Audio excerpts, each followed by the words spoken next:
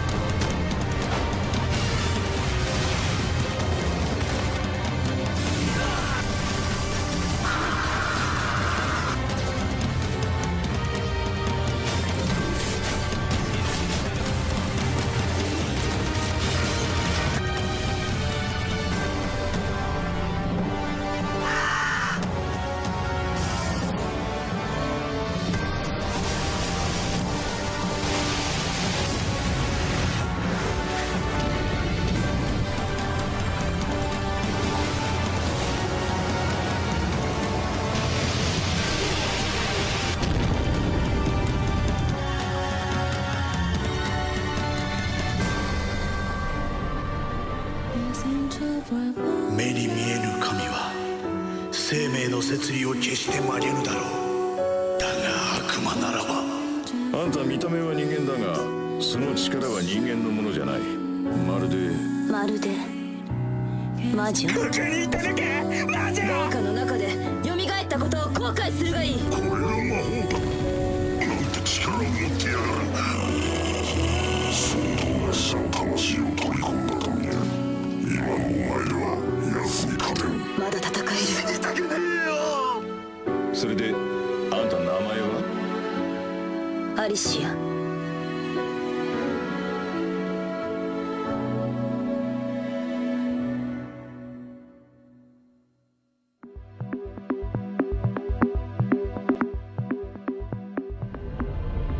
There is a war on humanity. The age of machines is upon us.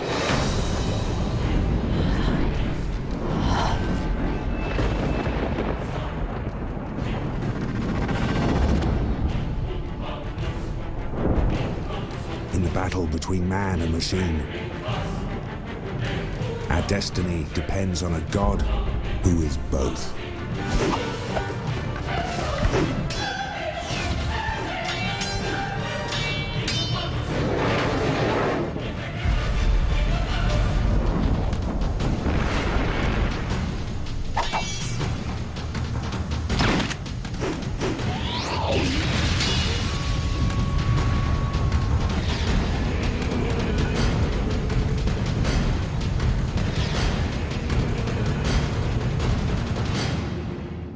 Too human.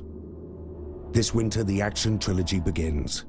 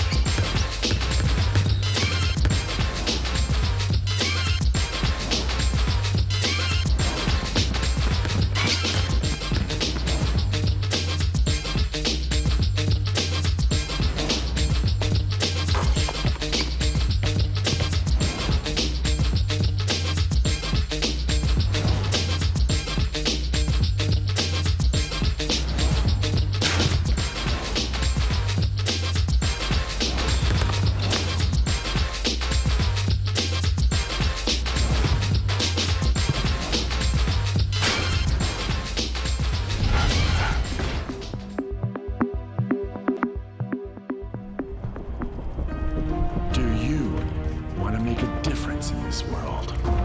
Then join Metalcore. Join the right team. The winning team. Metalcore will give you strength.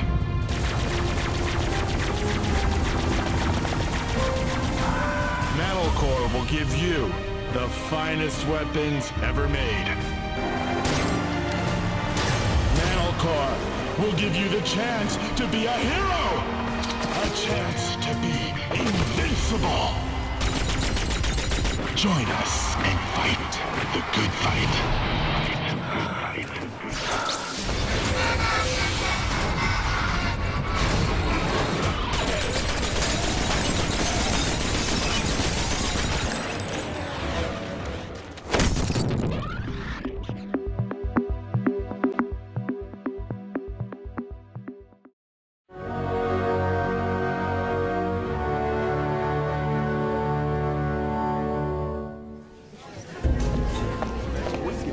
Jesus Christ! You're that bald killer! Someone! Help!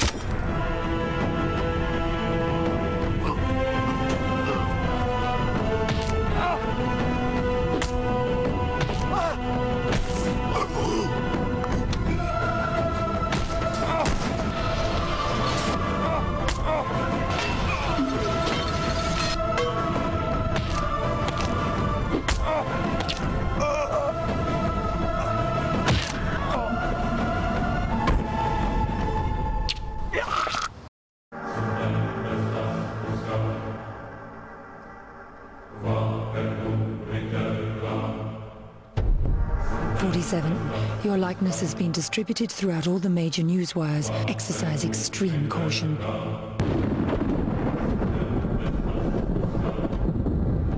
Hey, handsome. Don't I know you, fella? You're on one of those action shows, aren't you? Excuse me, sir. Haven't I seen you on television? You're that psycho from the Aladdin Casino. I'd rather remain anonymous.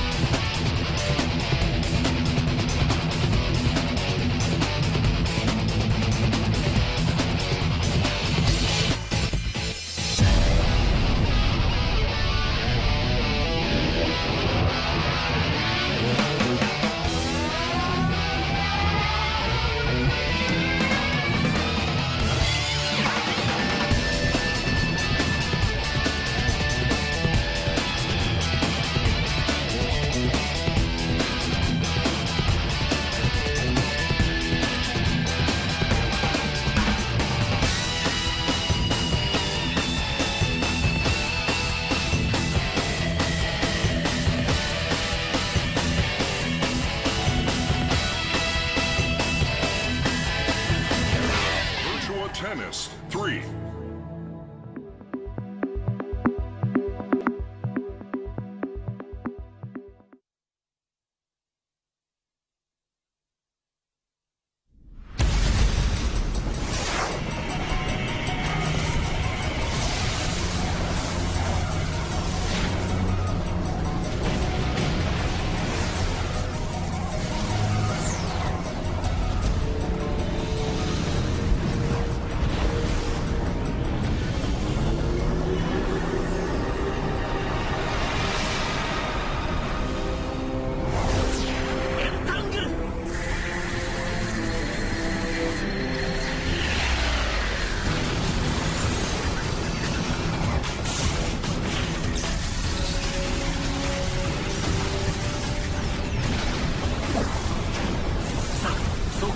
15%上げろ。突っ込むぞ。了解。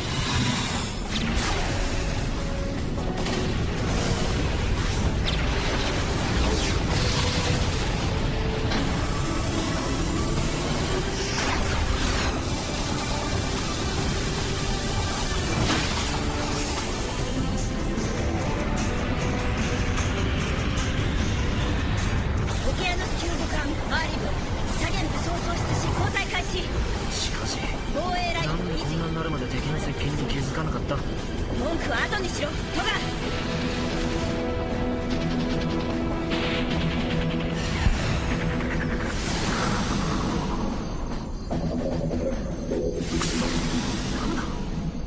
メインジェネレーター機能停止。武器チェンバーコイル機能停止。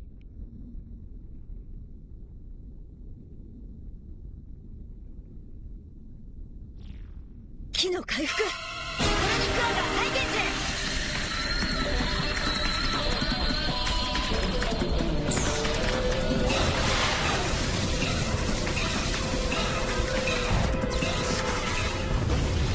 マーリック反応消失。敵部隊後続急着接近。何なんだ今のは。おかしな戦場だぜ。油断するなトガ。来るぞ。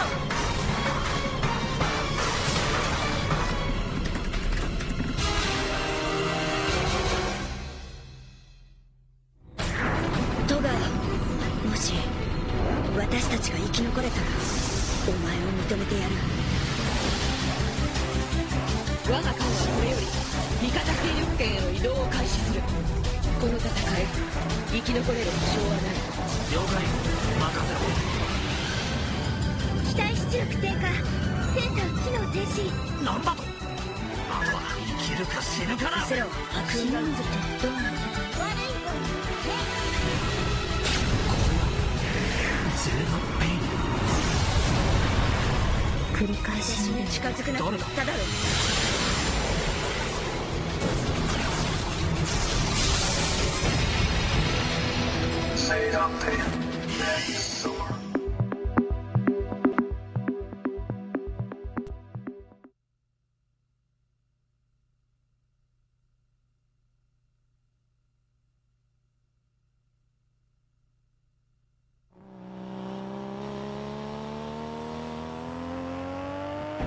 早い者が正しく、早い者が生き残る。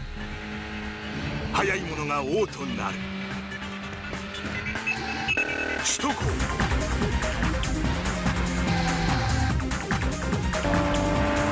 月の下、ただ戦う。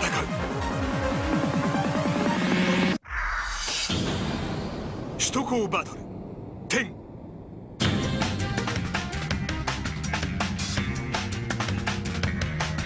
リアルアンダーグラウンドバトルを追求し続ける首都高バトル。そのバトルマインドを継承しつつも全面的に進化させ XBOX360 に生まれ変わった。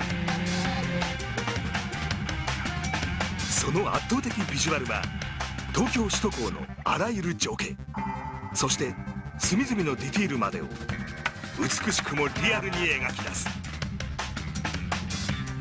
渋谷新宿を貫く3号線4号線が新規収録。現実と非現実の狭間にプレイヤーをいざなう。今作では3つの時間帯が存在し、同じコースであっても時間帯に応じた道路状況を再現。さらにアザーカーや道路工事なども再現し、現実のドライビングに匹敵する緊張感と興奮を演出している。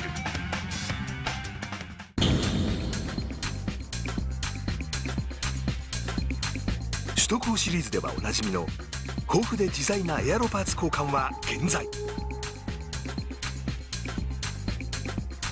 またガルウィングへの変更やネオン管の装着、そして豊富に用意されたステッカーでのデコレーションなどエクステリアのカスタマイズ、さらにインパネ周りのメーター類やシート、アクセサリーなどインテリアのカスタマイズも圧倒的バリエーションでプレイヤーを満足させる。加えて今作ではよりディープなカスタマイズを実現するべく、エンジンルームのチューニングもリアルなビジュアルで表現。他にもシリーズ最大のチューニング機能によってプレイヤーの思考するドライビングを可能にしている。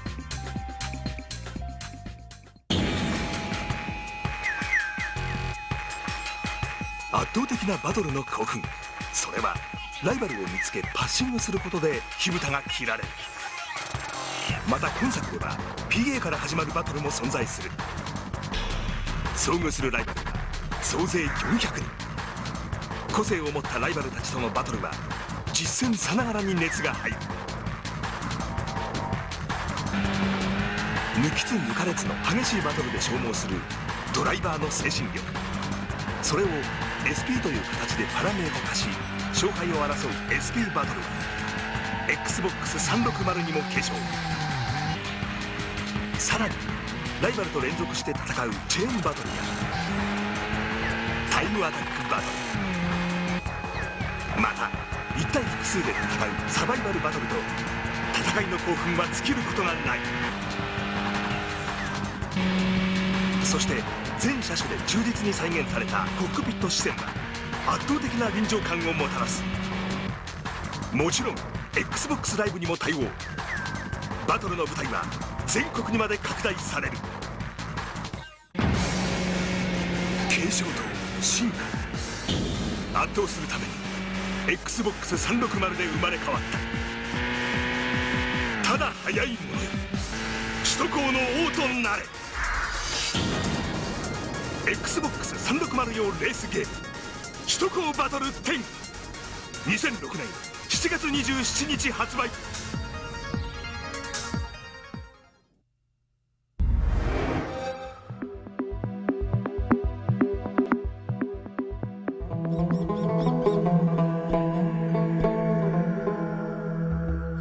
Aquel día, como uno de tantos otros, el profesor James Allen, uno de los egiptólogos más famosos del momento, había salido a dar un paseo por el bazar. Después tenía una reunión importante. Necesitaba financiar su proyecto, su gran proyecto que llevaba tantos años esperando realizar y que por fin estaba al alcance de su mano. Solo necesitaba tiempo, pero tiempo era precisamente lo que no le sobraba. Sus amistades le habían llevado a obtener un gran poder en la capital egipcia y se sospechaba que trabajaba secretamente para algún gobierno. Pero aquel día no iba a ser un día cualquiera.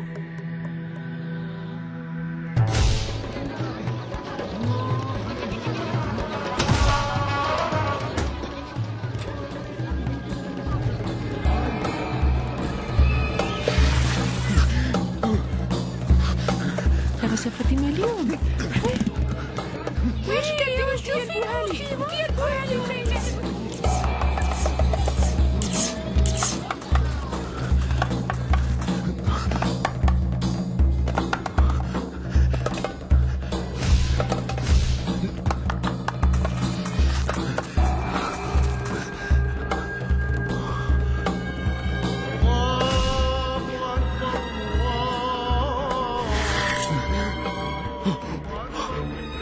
No, tú no.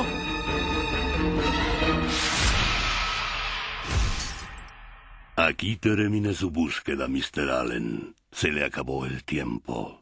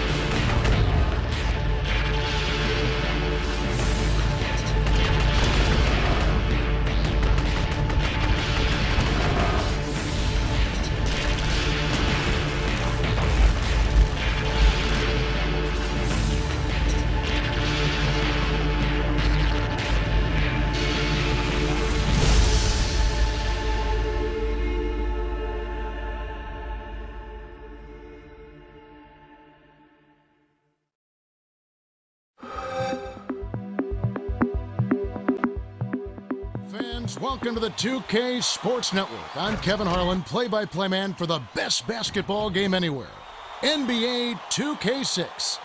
The NBA playoffs have given us remarkable drama. Now we're down to the final two teams in the NBA Finals. And if you can't wait for the results, here's our prediction, courtesy of NBA 2K6. It's power versus finesse, Shaq against Nowitzki, as Dallas matches up with Miami. The emergence of Dwayne Wade gives the Miami Heat a bright future, and Shaq proves that with age comes veteran savvy with his power game. But despite the youth of Wade and the strength of Shaq, the Miami Heat run out of gas as the Dallas Mavericks take the championship 4-1 against Miami. Thanks again for watching. For 2K Sports, I'm Kevin Harlan. Get ready for the best NBA video game coming this fall with NBA. EA Sports, it's in the game.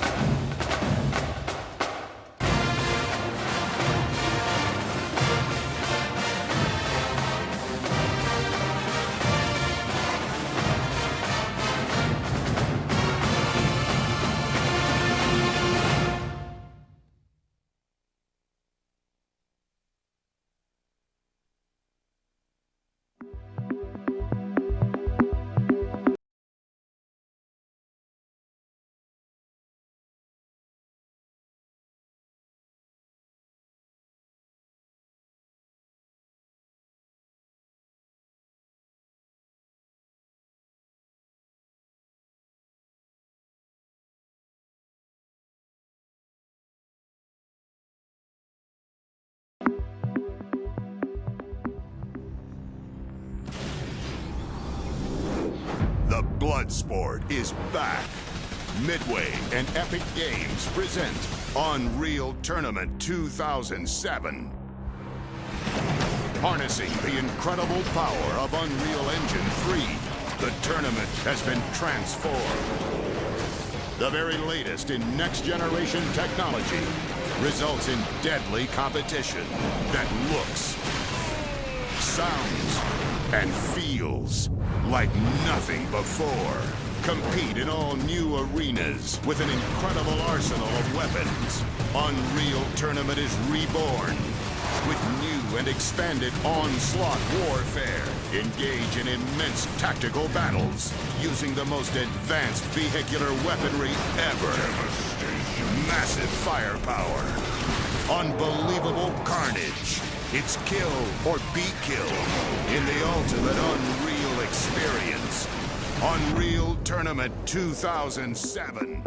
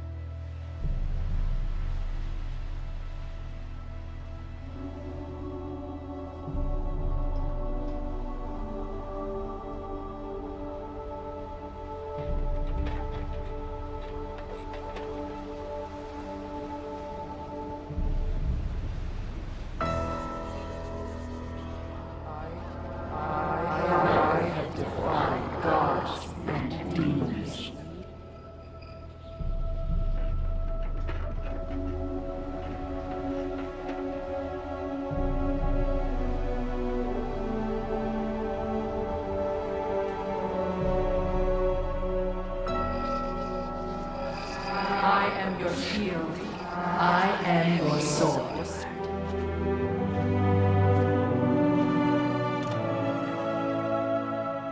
I know you. Your past. Your future.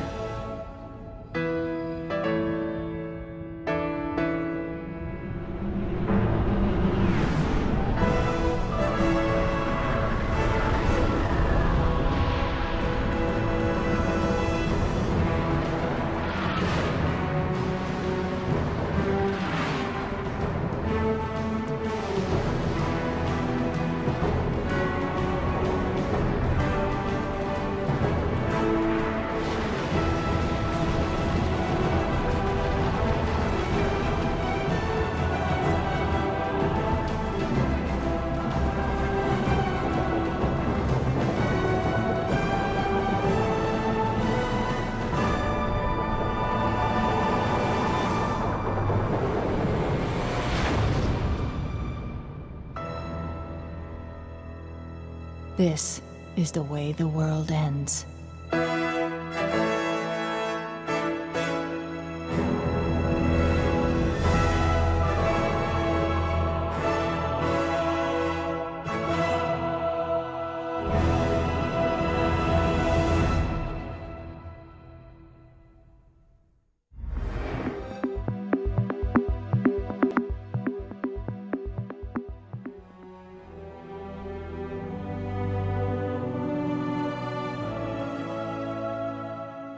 We wanted to create something that stood out from the crowd a little bit. This is the reveal of the big mystery that Halo and Halo 2 have been driving toward. Where are we? Who is this? What's happening? The Covenant have uncovered something that is immense. It's this gigantic Forerunner structure that just looks huge. Now that he's looking out over this massive thing, the player's gonna say, what is that? The other part of the story that's important, of course, is that Cortana is in trouble. I'll detonate in Emberclad's reactor, just like we did the Autumn's. No, I don't want to chance a remote detonation. I need to stay here. Cortana has been left away from the Chief. She's in the clutches of the Gravemind. I will ask, and you will answer. All right. Shoot. We don't know what's happened to her since then. We don't know it's Cortana. It could be any sort of bizarre, almost satanic sort of voice. I am your shield. I am your sword. Something seems wrong. I know you. Your past. Your future. I think the expectation is huge. Everybody I talk to, if you mention Halo, everybody immediate reaction is, how's Halo 3? I think what is going to strike people is the scale. That's real stuff way out there. I mean, we pushed it as far as we possibly could push it. We always wanted to have that epic feel, but due to the limitation of technology, it always fell short.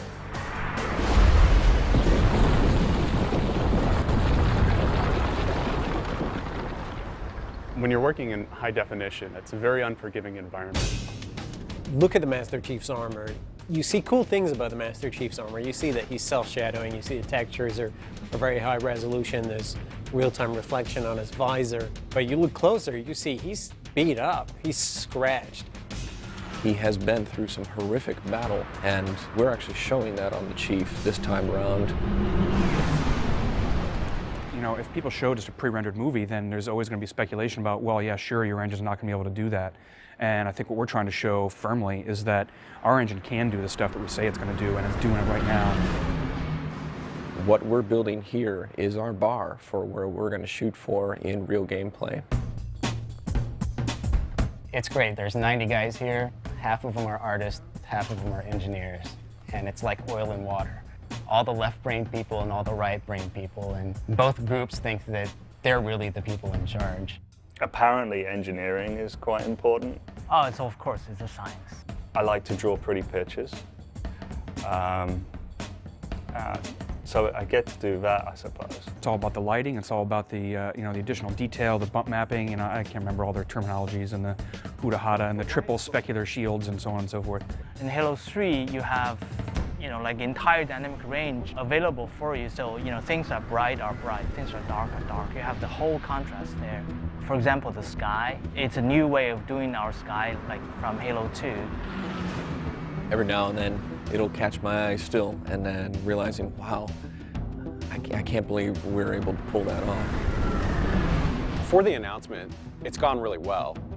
It hasn't been as much of a monkey shit fight as it could have been. Poon would be people make decisions that affect us and they don't really worry about it. Like, oh, it's all right, the sound guys will figure it out at the end of the chain. And we do, always, but sometimes it feels a little like you got shat on a few too many times. Everyone else is prolonging my part of the job. I'm actually just making it better. So that's how that works. I think Marty's is pretty diverse in the way that he composes and the styles that he composes in. The fanfare is actually a new theme. And I don't know if it's ever going to show up ever again. At times he's pulling out, Enya. Oh no, I didn't say that. At times he's paying homage to other artists. There are no monks singing in this. The only hint that I want to give anybody that this is Halo is that I'm going to be in E Dorian. I actually just played an octave on the piano, just straight E's. When I played it back, I realized that it instantly got my attention. For this one, we had a great session with live orchestra, which is a bit above and beyond what we've done in the past. Master Chief is coming out of a desert, blowing heat, wind, completely obscured. So I wanted it to sound almost ethereal, just to bring some tension in and then have it open up slowly. The music and the sound is all about the drama. I'm just trying to absolutely score the drama of this moment. I mean, I think in the end, you're absolutely going to be able to play exactly what you're watching in this trailer.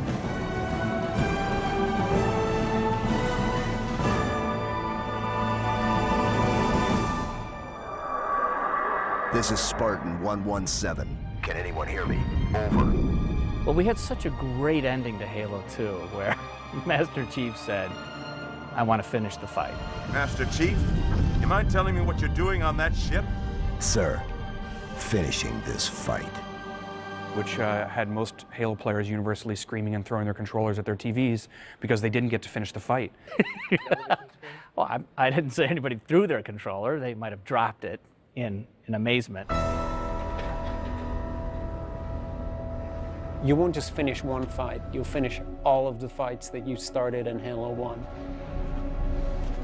I think we're trying to raise an awful lot of questions about what on earth is going to go on in this game. No pun intended. We want this to be the Return of the King. We want this to be the final chapter in an epic trilogy. It's coming, and part of it's already here. It's going to be cool. This is the game, this is the engine, this is what Halo 3 is going to look like.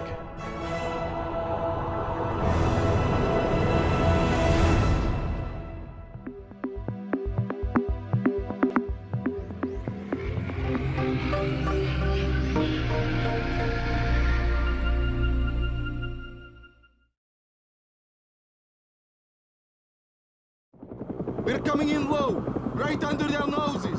Closing on tower now. Thanks, Brody. Where's Chavez sending us now? 6 wants us to rescue one Dr. Philip Schmidt, Nobel Prize winner and advisor to DARPA and the UN. Tango's crashed his private party at Vertigo Tower, but police managed to trap them inside. Why do the Tangos want him? Dr. Schmidt's working with the DOD on a high-level weapons program, real black box tech. The SecDef wants him back no matter what. Approaching rally point. No Tangos on... Shit! RPG! Going evasive! Jesus, they got spotters! Brody, get them on the roof! In Rainbow Six Vegas, you are Logan Keller, the leader of Team Rainbow, the best counterterrorism team in the world. Across from you in the chopper, you have Michael Walter, the demolition expert. Next to him, Joanna Torres, the intel officer, and Young Park, the high-tech and recon expert.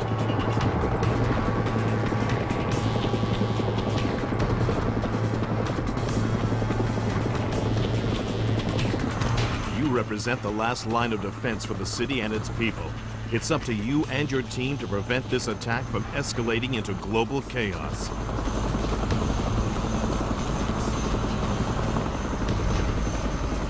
With the stakes this high, you can't storm in guns blazing and think you'll succeed. You need to deeply analyze your tactical options before going in. Roger that. Good luck. We're pulling out. In this case, you have several infiltration options. Using the staircase, going through the windows, ordering your team to follow you, or taking separate ways to surprise the enemy on different flanks. In position.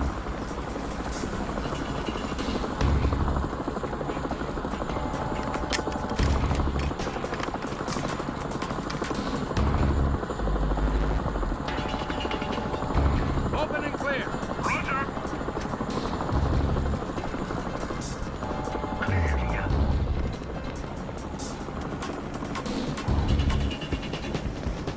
Back on me. Regrouping on your six. Hold position. Holding. If you've ever wondered what it's like to rappel down the side of a casino in Las Vegas, now's your chance.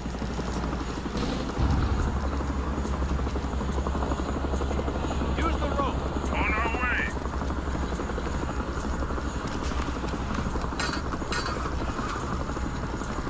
Climb down. Understood.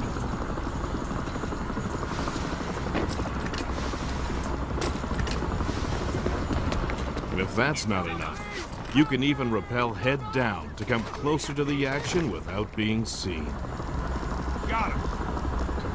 Get back to the room. Now you need to find a point of entry. If you can't find one, you can make one. What's going on? Shit!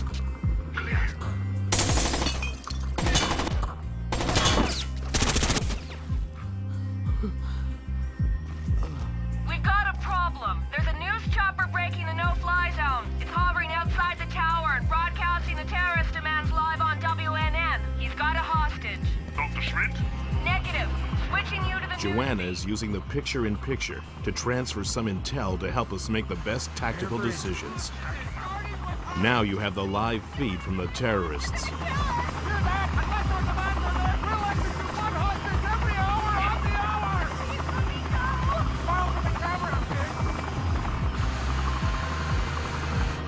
Open and clear.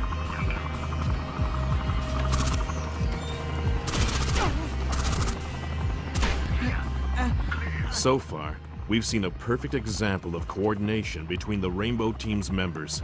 Each move was well planned and executed. We are to call the tower, not to try to cut the power, and we start killing hostages immediately. Now you have a snake cam that helps you to observe a situation before planning your assault. In this case, you can identify the number of enemies and their position in the room. Now that you've found an alternate point of entry, you can plan your assault.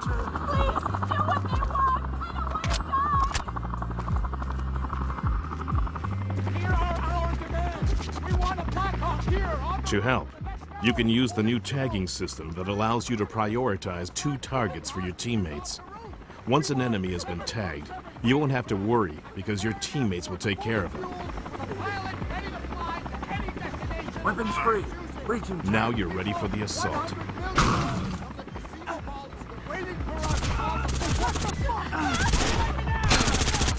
To fully execute the plan, you need your team. How else would you kill 4 guys in 3 seconds and save the life of a hostage?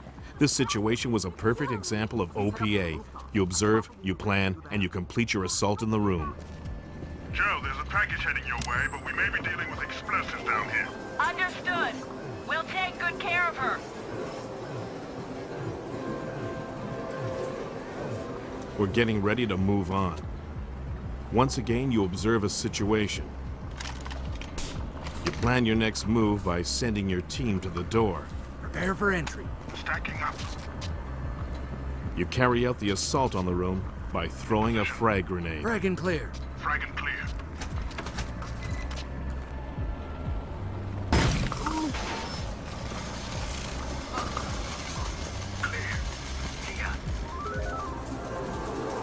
Move there. Return fire over. Roger.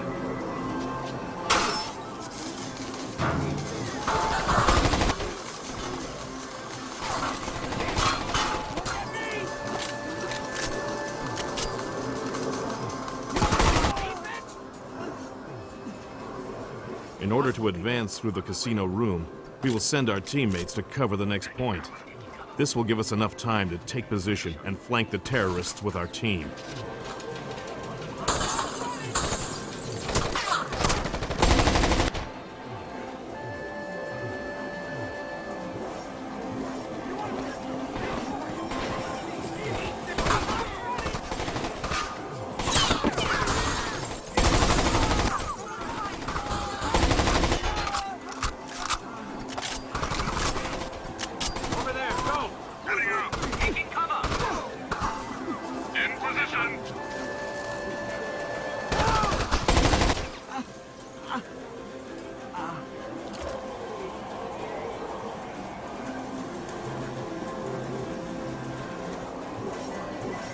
Move.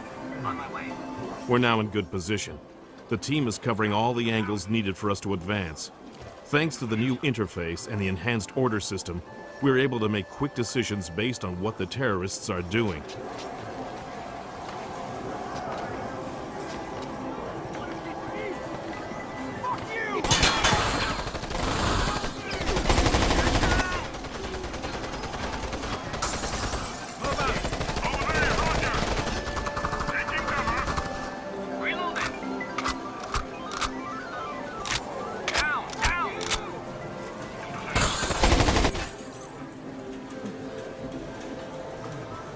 This is the perfect example of how important your team is. The terrorists are smart. They're also trying to flank you and work as a team. You need to utilize your own team because they represent an added value to your arsenal.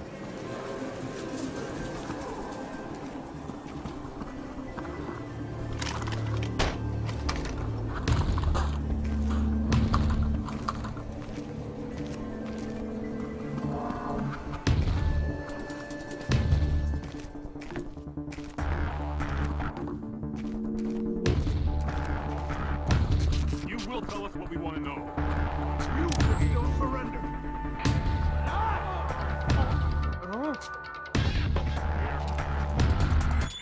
What you did, bitch? I know I haven't activated the bucket.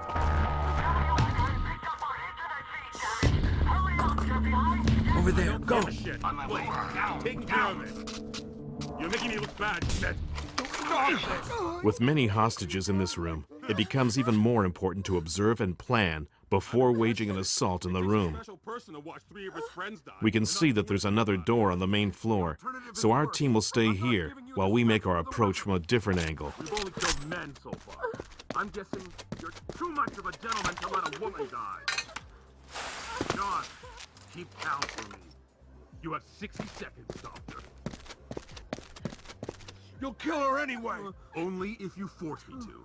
And unlike your other friends, I'll shoot her in Again, we're tagging terrorists for our teammates.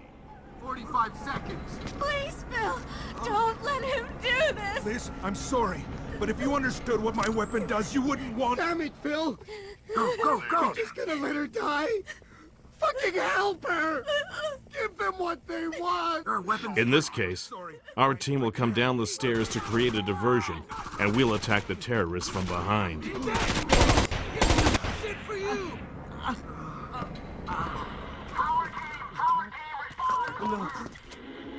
What's he talking about?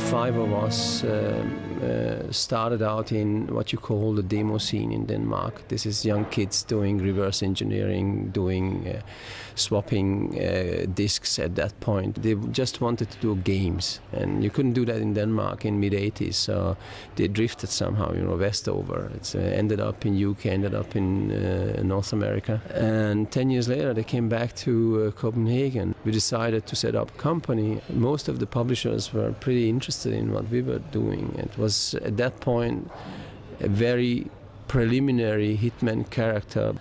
It should be a badass character, a politically non-correct character, a provocative type of guy, although very limited space for him to develop because he wasn't a real human, he was a clone.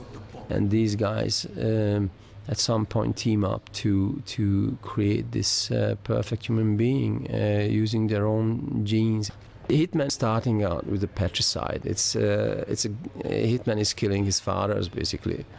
And those guys, again, they are originated in the very old Greek myth about Icarus. It's about hybris. Human beings strive for become a god or something. Do the impossible and always want to be even post-human. You can see today. You can even change your organs. We're talking about eternal life. We're talking about mapping the DNA and stuff. All totally unmentionable. If you really think about it, it's outrageous, right? And that's what happens to this Hitman guy. He's the perfect human being. He's a kind of Übermensch, and finally he turns against his creators, and obviously greed comes in between and ends as a tragedy, basically. Ends with a patricide. He's going to kill these guys one by one. You have quite intriguing storyline, and I'm not going to reveal all of it because it's going to be a surprise for gamers buying the game. But and I don't want to spoil that. But it is as complex as I've seen any game. There's small stuff there, some tiny details that we developed over the years as an in-house piece of technology that helps us making these characters more complex, even more complex than they've been in the previous games. Dr. Ortmeyer created Mr. 47. No one else has successfully created a Class 1 human clone. Dr. Ortmeyer literally wrote the book.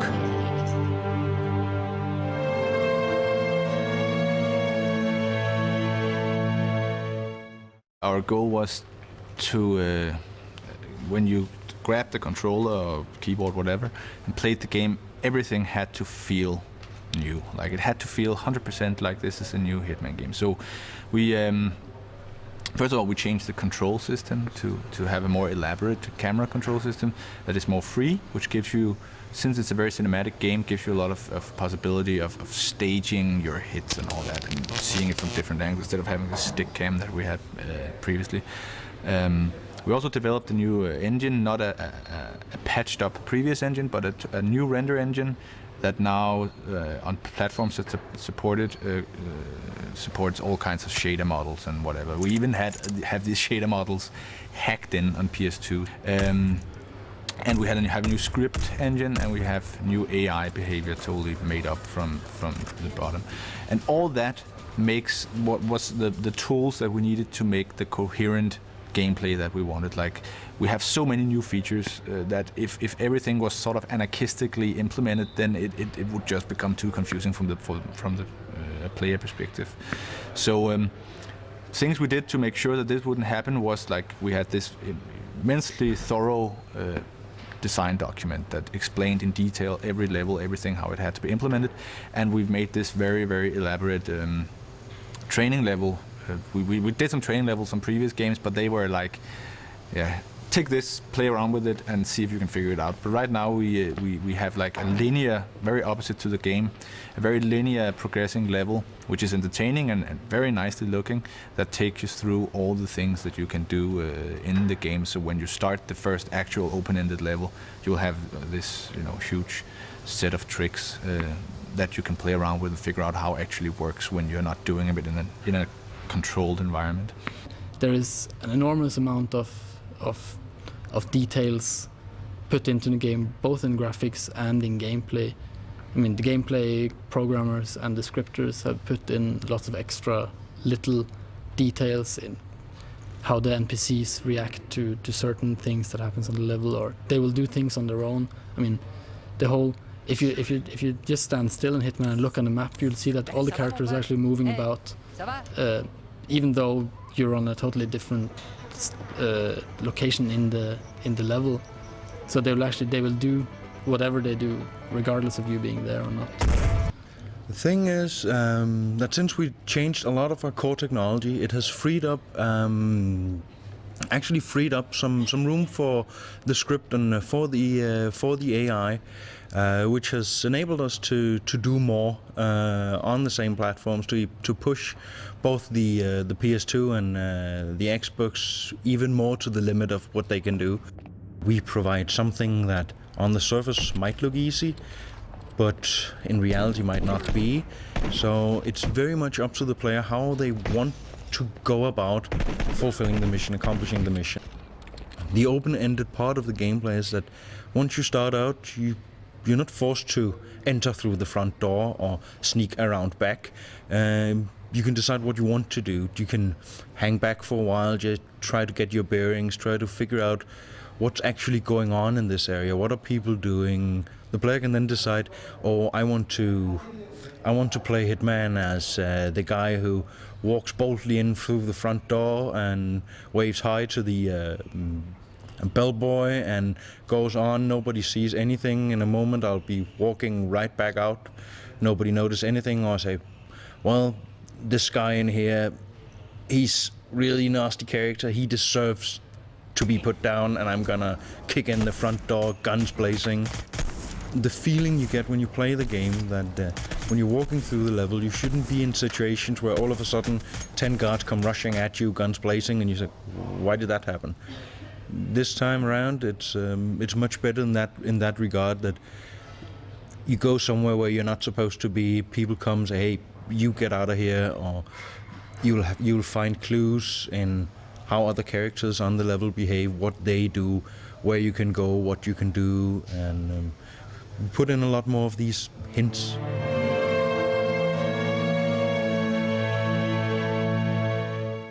Hitman has always been quite a realistic game, and we try to take that even further with this one, and that goes both for the gameplay and the architecture and all the items around you. Also, all the levels are based on real life locations, and either it's specific buildings or it's specific parts of a town that we sent teams out to research, and the architects take whatever they can from real life or specific buildings or monuments or whatever, and model it in to fit with the level design. We have huge photo libraries from, for instance, Mardi Gras or New Orleans, which first there was a team going over, and then luckily we had a guy working here that actually came from New Orleans, so he took a lot of pictures second time around when we found out exactly what we needed, like all these little details like the door handles and telephone boxes, and I mean there are so many things that kind of defines a specific place that we try to take as much as possible and integrate it into the game. We had basically had levels all over the world before, and there is so many cool things about America that in all its posh glamour, and sometimes it gets vulgar and all that, but it's people know it and people respect it in that awkward way. So like the casinos of Vegas, and everybody knows the White House, and it's all like clouded in mystery, and it's just something we didn't do, and it's so obvious to do, and it was fun to do also. We don't only have them in the States. I mean, there is still intercontinental travel in the game, but we just took all the coolest places in America, from the deep dark southern places to the posh parties of Las Vegas. It sort of has it all. The Mardi Gras level is very special, since Mardi Gras is about a lot of people. And that was one of the main objective in that level, was to try and achieve that feeling of a lot of people. When I was programming the rest of the level, I would walk into the street and it would just be empty. I had a sort of a placeholder sound of a crowd cheering, but I had no idea how it was going to look. And in the end, when we finally got it into the level, it was just... it was mind-blowing to just walk into the street and there was just people everywhere. The system can actually manage 3,000 characters simultaneously on the level. I've never seen anything like that in any previous game. We have it running on the PlayStation 2 and on the Xbox and the PC, so it's really fantastic.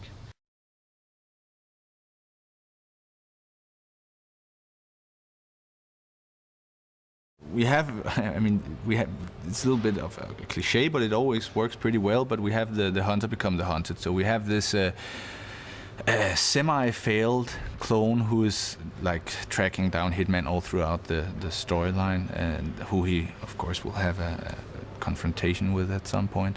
And what's really cool about that is more than the fact that it's his nemesis and all that. It's the fact that he's like this dysfunctional clone. Like, he's really, really cool. He has a lot of the stuff, but he's just not stable. He's like a beta software thing or whatever. So, these clones, they tend to die of cancer within time and all that. So they have this built-in, anger, maybe, jealousy towards him being a success. So that gives them sort of, even though they are also these cold, calculated assassins, it gives them like a reason to go after Hitman, because he is what they can never become. There is the other guy who has it all, but things were just screwed up for him by Hitman, and that's the other nemesis character, which is the guy in the wheelchair, who sort of is the puppet master behind this whole chase. So I think there are some really solid characters in this game, actually, that makes the story interesting. Also because they have some really basic reasons to wanting to go after after 47 that everybody can relate to really easily. So it's not like artsy-fartsy in that way. It's good, understandable, cool characters that everybody will relate to. So the story will get appealing also if you're not a fan, I believe. I don't think you have to know about the previous games to think it's understand the situation and understand where everybody's coming from, actually. And there's also little cut sequences that don't really tell much story, but just hint stuff. Like you have this albino character reading an article about where you are now, so you're sort of feeling that he's closing in on you, and of course in the end you're gonna meet him in the game and you're gonna have a showdown.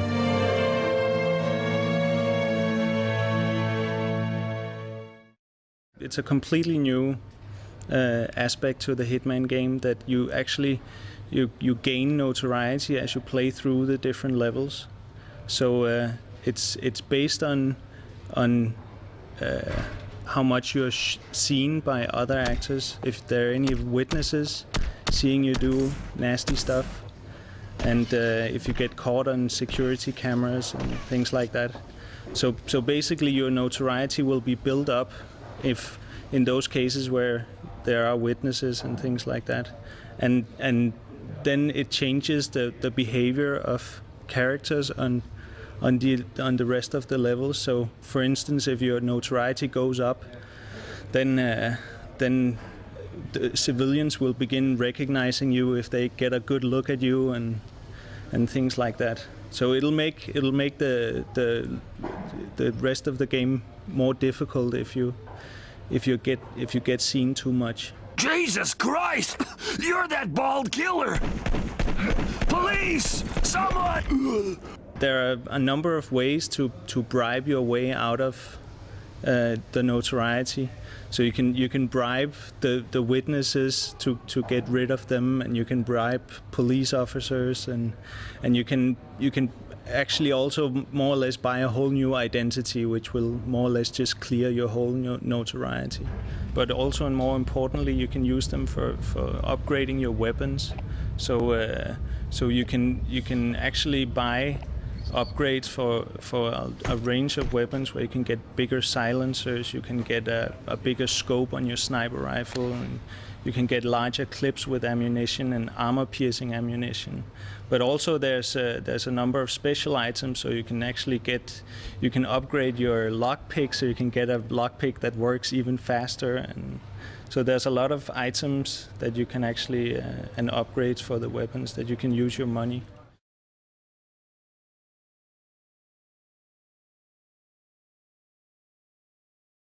Some of us have been thinking that Hitman back in the old days was kind of like a tank. He couldn't do very much. It was like sliding across the ground, and now he has much more flexible movement. He can jump, he can climb up ledges and scale walls and all that. And when we sat down, the programmers, we was sitting down and talking about how should we do this, and so just basically planning out the functionality. And there are some guys who specializes in Hitman movement and control and camera control. With Hitman Blood Money, we actually made a game where Hitman has been taken to a whole other level of a lot greater interactivity. Hitman can push people, he can headbutt people, there's a wide variety of close combat weapons. There's screwdrivers, there's fire extinguishers, there's hedge cutters and things like that. Anything else? Excellent.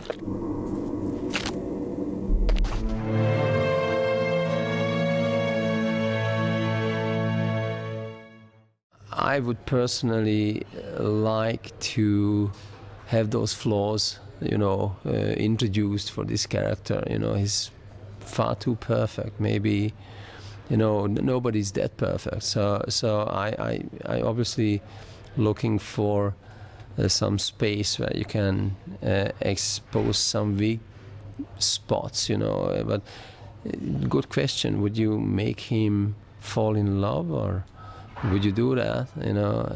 I don't think so. But how much space is there emotionally to develop the character? How much space is there to scratch the surface, of this perfection? I would like to bring it there where you don't want it to be, and then bring it back from there. It's difficult, but I think it can be done, and I think it will benefit the character and it will benefit the story as such. Coming from an online background, it could be fun to see Hitman playing Hitman with other live players in a big world. Maybe not having like 100 or 200 Hitmans running around shooting at each other, but something a little bit more subtle. That would be fun. Really, really, really fun.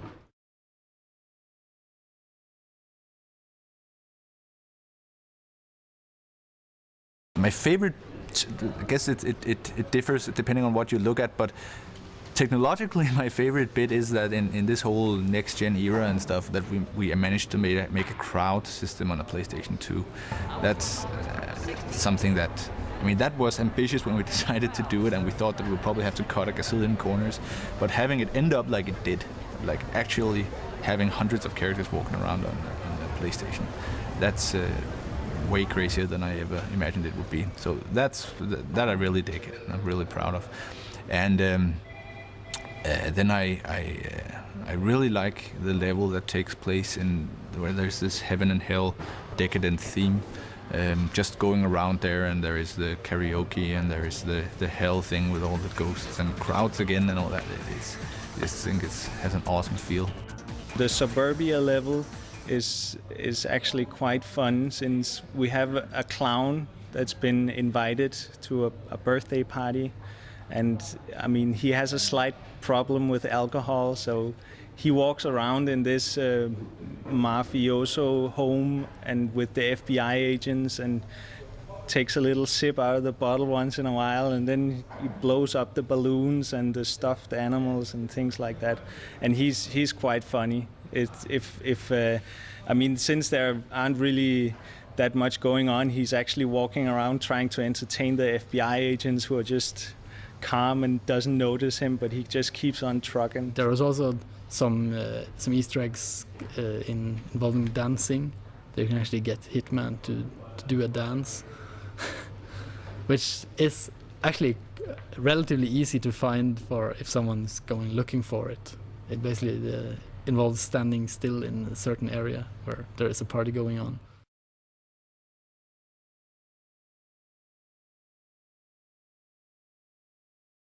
IO as a company has changed over the past years. It's been growing a lot, and of course when a company grows, a lot of things happen with the company.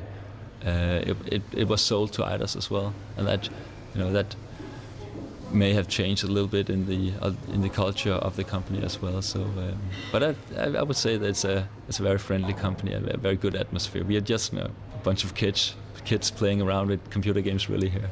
We're having a really good time, but it's very, very tough work. Probably see how dark my eyes are. I've been working on Hitman for so long now.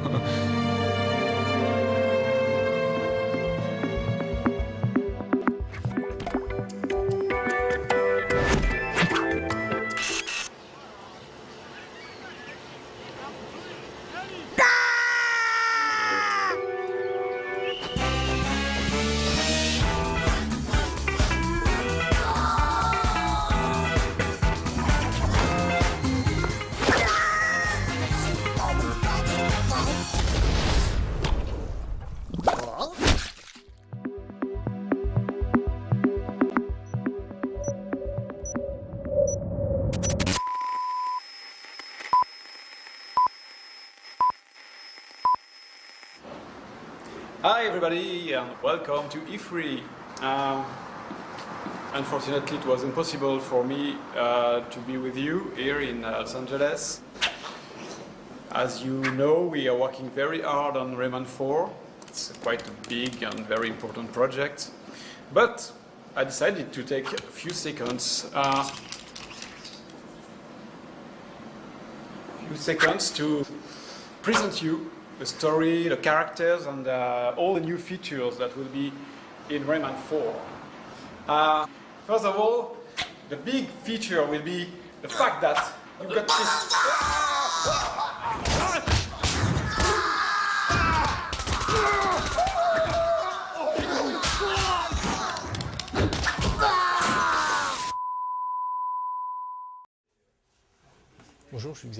Hello, I'm Xavier Poix, the studio director at Ubisoft Montpellier. We're here in the lair where Beyond Good and Evil and King Kong were born. Now we're working on the new adventures of Rayman, with the latest sequel coming out at the end of the year on all consoles. So the team here in Montpellier has been around for a long time, with some of them having worked on Rayman 1, Rayman 2, Beyond Good and Evil, and King Kong. Obviously, the team has grown over the years with many talented people, but the core of the team has been working on video games since the beginning. That's how we were able to create the prototypes for the pre-production of Rayman very quickly, keeping in mind that work on Rayman started around the same time as King Kong, and we were able to pick up the pace as soon as King Kong was finished in order to be ready to bring out the game on the new generation of consoles for this Christmas. As soon as we heard Nintendo talking about the new Wii system that is coming out at the end of the year, we knew we were on the same track, had the same philosophy. Wii is a console that plans on targeting all generations, from kids to adults, and which is based on a very simple concept: fun. Life in Montpellier changed the day the bunnies arrived. Coming back to Rayman, we know it's a universe based on creation and creativity. Rayman's world finds itself invaded by bunnies who are completely wild, completely crazy, and extremely aggressive. So they come up from the ground to invade, for some unknown reason, Rayman's world. Instead of having the scariest, most horrible monsters ever, like every other monster, we find ourselves face to face with the cutest thing we've ever seen. It's the adorable little white bunny with the little hearts, but in reality, he has a much darker side, and if you ask me, this will be one of the most ferocious enemies that Rayman will ever have to overcome in his entire career. So, new enemies, new activities with the dancing aspect, but also to have the capability to climb onto the back of creatures that we summon up. Creatures that fly, that swim underwater, that climb all over the place. So the player is going to be able to do more things than ever before. With these new innovations, we have a better grasp of Rayman's world, which on previous consoles was a bit restricted. And now we'll be able to explore the same fantastic world, but with much more liberty and with the combination of action and adventure at the same time. One of the novelties of the new Nintendo gamepad is to be able to translate a movement into an action. So when you do this like this, it would become a series of rapid punches like Kung Fu. Yeah! Like that. If the player slams his two fists on the ground like this, he'll destroy the ground. There are a lot of very interesting movements. We can throw a grapnel, whip something around you. So instead of giving the orders with a button, it's the movements that actually allow you to move Rayman and link tons of movements together, like dancing even. It's relatively instinctive because we memorize quite easily a movement. It's more natural than just pressing buttons. Rayman will have to surpass himself and also use different costumes. That's a new aspect for this latest episode because there are tons of costumes that the player can select from, which will allow him to sneak through certain zones, but which also have various functions. Each costume corresponds to a musical style, so the player can decide to start some hip-hop music or why not even classical music. Each musical style has a specific impact on the bunny invaders, who, with their big ears, are extremely receptive to the different kinds of music. So the player will have a large choice. It's also a kind of liberty that this Rayman will have, to be able to dress how we want, listen to the music we want, keeping in mind that it will have an impact on the environment, the bunnies, and the enemies in general.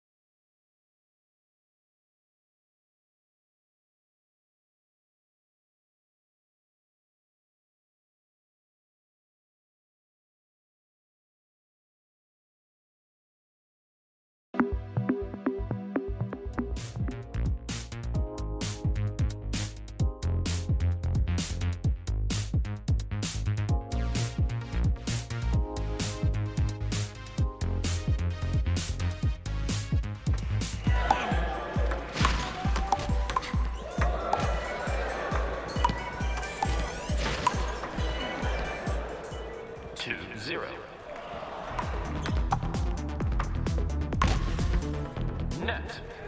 3-2.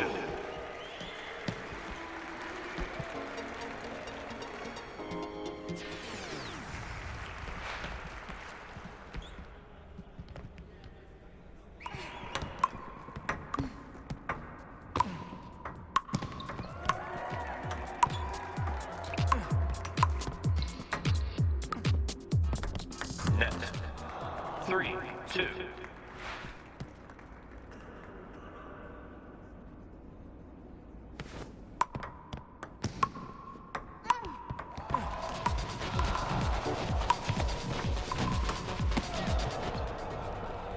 Right. Haley with the serve.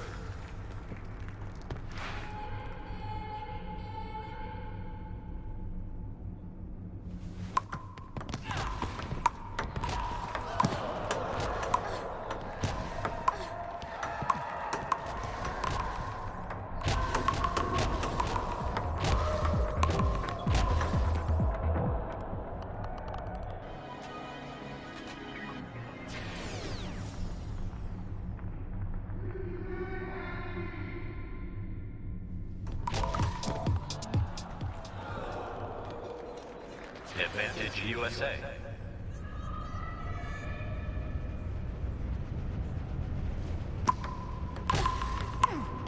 Out.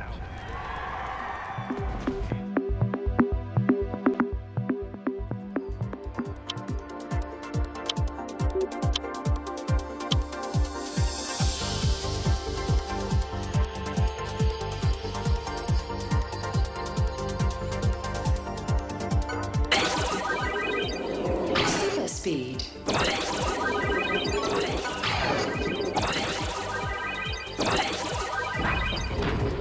Super speed.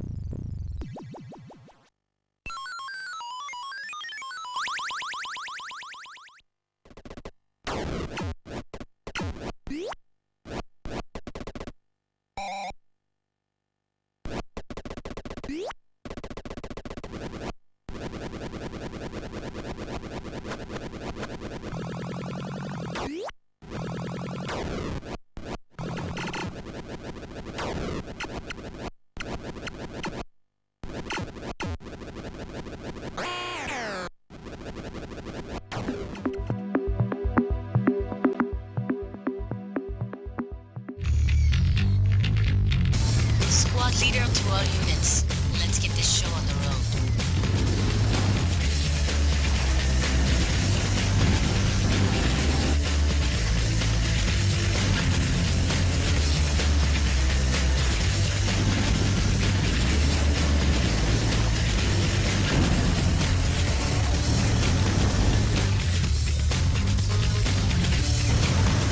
Our objective is to annihilate all enemy units and destroy their base camp. Show them no mercy. Understood? You are to lead the attack and wipe out any resistance you encounter.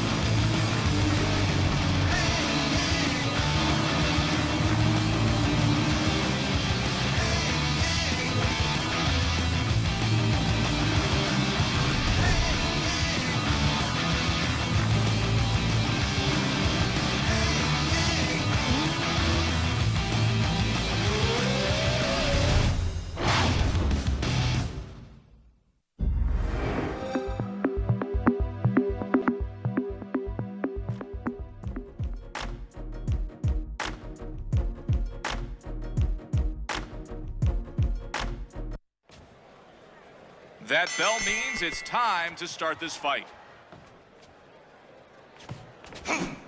Frazier's nailed his opponent with a vicious counter hook.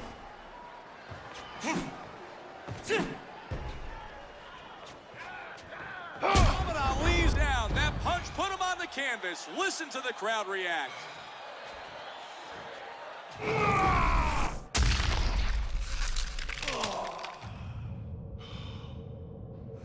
One, two, three. I don't know how much more punishment he can take. The rest of this round is going to be a real test for Ali. 8, 9, 10. It's over. You're out. Smokin' Joe Frazier came out and closed the show with an amazing display of power. You can hear the crowd going crazy after that knockout.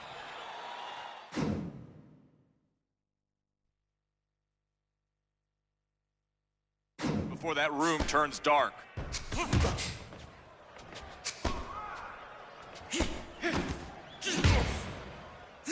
Always on the balls of their feet and very light. You can just tell this is a speed-style boxer. Evander Holyfield's gonna have to move better if he's gonna avoid being caught by hooks like that. The greatest moves forward behind that two-shot combo.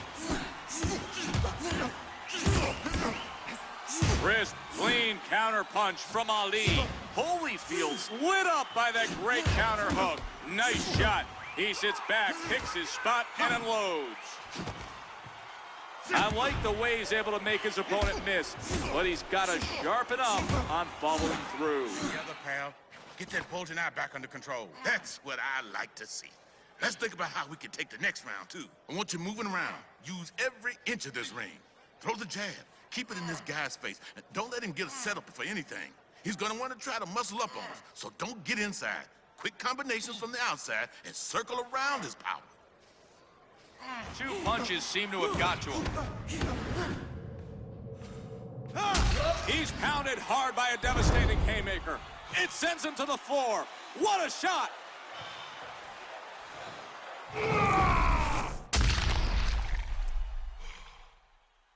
One, 2, 3, 4, 5, 6, 7, 8, 9, 10. It's over. You're out. Listen to the crowd. They won't let up. They're absolutely thrilled at seeing the knockout here tonight. They're going nuts for Ali.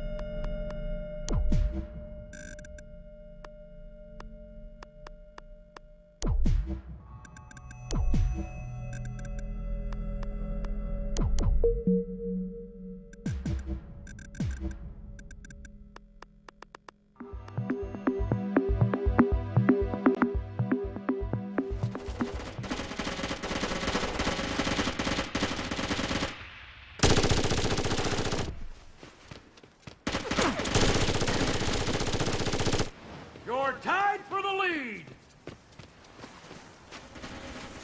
You've lost the lead!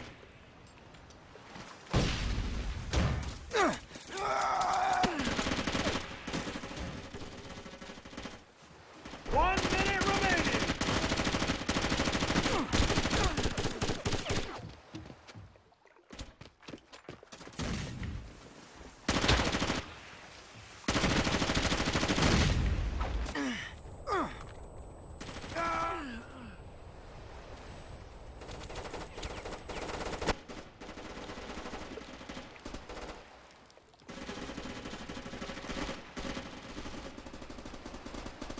Seconds remaining!